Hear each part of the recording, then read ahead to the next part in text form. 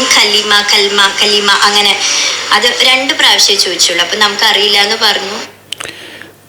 കൊല്ലപ്പെട്ട രാമേട്ടനും സ്വപ്നങ്ങളെല്ലാം നഷ്ടപ്പെട്ട പിതാവിനെ നഷ്ടപ്പെട്ട എൻ്റെ ആരതി സഹോദരിക്കും അറിയാത്ത കലിമ അതുണ്ടോ എന്ന് ചോദിച്ച നരാധമന്മാർക്ക് അവരുടെ ഹൃദയത്തിൽ ഈ 3 അക്ഷരം കലിമ എന്ന 3 അക്ഷരം ഉണ്ടായിരുന്നെങ്കിൽ തോക്കുപിടിക്കാൻ സാധിക്കില്ലായിരുന്നു.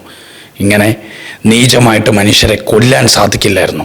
കലിമ എന്ന ആ 3 അക്ഷരം ആകാശ ലോകത്തുള്ള ഒന്നിലും അടിമപ്പെടാതെ സൃഷ്ടാവായ ദൈവത്തിൽ, സ്നേഹത്തിൽ, ഈശ്വരനിൽ മാത്രം അടിമപ്പെട്ടുകൊണ്ട് മനുഷ്യർക്കെല്ലാം സ്നേഹവും സമാധാനവും സേവനവും നൽകും എന്ന പരസ്യ പ്രഖ്യാപനം എന്ന കലിമ ആ നരാധമന്മാരുടെ ഹൃദയത്തിൽ ഉണ്ടായിരുന്നെങ്കിൽ നമുക്ക് രാമേട്ടനെ നഷ്ടപ്പെടില്ലായിരുന്നു. രാമേട്ടൻ ഉൾപ്പെടെ 10-25 പരം മനുഷ്യർ കൊല്ലപ്പെടില്ലായിരുന്നു. മനുഷ്യരെയൊക്കെ കൊന്നൊടുക്കി ഇന്ത്യയിലുള്ള എല്ലാ മനുഷ്യരുടെയും സമാധാനവും സന്തോഷവും സ്വപ്നവും ഉറക്കവും ഒക്കെ കെടുത്തിയത് ഏതൊക്കെയോ കുറേ മനുഷ്യരുടെ ഹൃദയത്തിൽ ഈശ്വരൻ, ദൈവം എന്ന ഒരു ചിന്ത, ബോധം, നന്മ എന്ന ബോധം, മനുഷ്യത്വം എന്ന ബോധം ഇല്ലാതെ പോയത് കൊണ്ടാണ്. നമുക്ക് ഒരു നിരപരാധിയെ കൊന്നു കഴിഞ്ഞാൽ ഈ ഭൂമിയിലുള്ള എല്ലാ മനുഷ്യരെയും കൊന്നതിന് തുല്യമാണെന്നും, ഒരു മനുഷ്യനെ സഹായിച്ചാൽ ഈ ഭൂമിയിലുള്ള എല്ലാ മനുഷ്യരെയും ചേർത്ത് പിടിച്ചതിന് തുല്യമാണെന്ന് പഠിപ്പിച്ചൊരു വേദഗ്രന്ഥം ഹൃദയത്തിൽ താങ്ങിയ ഒരാൾക്ക് ഒരു മനുഷ്യനെ കൊല്ലാൻ സാധിക്കില്ല. അത്തരം വേദഗ്രന്ഥങ്ങളും മൂല്യങ്ങളും മുറുക്കെ പിടിക്കുന്ന ഇന്ത്യയിലെ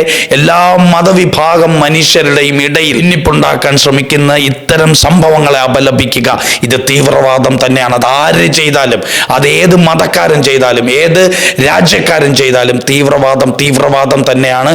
ഇത്തരം തീവ്രവാദത്തെ നമ്മൾ ഒരുമിച്ച് നേരിടണം. പ്രാർത്ഥന കൊണ്ടും പ്രവൃത്തി കൊണ്ടും ഈ സമയം നമ്മൾ നമ്മുടെ സൈനികരുടെ കൂടെ നിൽക്കണം, രാജ്യത്തിന്റെ കൂടെ നിൽക്കണം. തീവ്രവാദം എന്ന വാദത്തിന് ജാതിയും മതവും പേരും രാജ്യവും രാഷ്ട്രവും ഒന്നുമില്ല.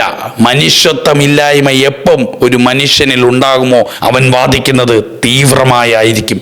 അവന്റെ വാദം തീവ്രമായ വാദമായിരിക്കും. അങ്ങനെ വാദിക്കുന്നവൻ പിന്നീട് അടിമയായിരിക്കും. അധമമായ മൃഗീയമായ ചിന്തയുടെ അടിമയായിരിക്കും. ഇത്തരം ക്രൂരന്മാരായ അധമന്മാരുടെ ലക്ഷ്യം ഭിന്നിപ്പിക്കലാണ്. ഇന്ത്യയിലെ സഹോദരങ്ങളുടെ സ്നേഹവും സമാധാനവും സമ്പത്തും നശിപ്പിക്കലാണ്. നമുക്ക് കൊന്ന കൊലയാളികളുടെ പേരെടുത്ത് വെച്ചിട്ട് ഒരു സമുദായത്തിന്റെ മുഴുവൻ മനുഷ്യരുടെ മുഖത്ത് നോക്കി വിരൽ ചൂണ്ടുമ്പോൾ മറന്നു പോകരുത്, ഇത് തന്നെയായിരുന്നു കൊന്നവന്മാരുടെ, അധമന്മാരുടെ ലക്ഷ്യവും. പേര് മാത്രമായിരുന്നു പ്രശ്നമെങ്കിൽ സ്വന്തം ജീവൻ ത്യജിച്ച് തീവ്രവാദികളുടെ മുന്നിൽ ചാടി ഈ മനുഷ്യരെ കൊല്ലരുതേ എന്ന് പറഞ്ഞ ആദിലും ആ പേരുള്ളവനായിരുന്നു. നമ്മുടെ സഹോദരിയെ സ്വന്തം പെങ്ങളായി കണ്ട് കാശ്മീരിൽ നിന്ന് വീട് വരെ സുരക്ഷിതമായി എത്തിച്ച സമീറും മുസാഫറും ആ പേരുള്ളവർ തന്നെയാണ്.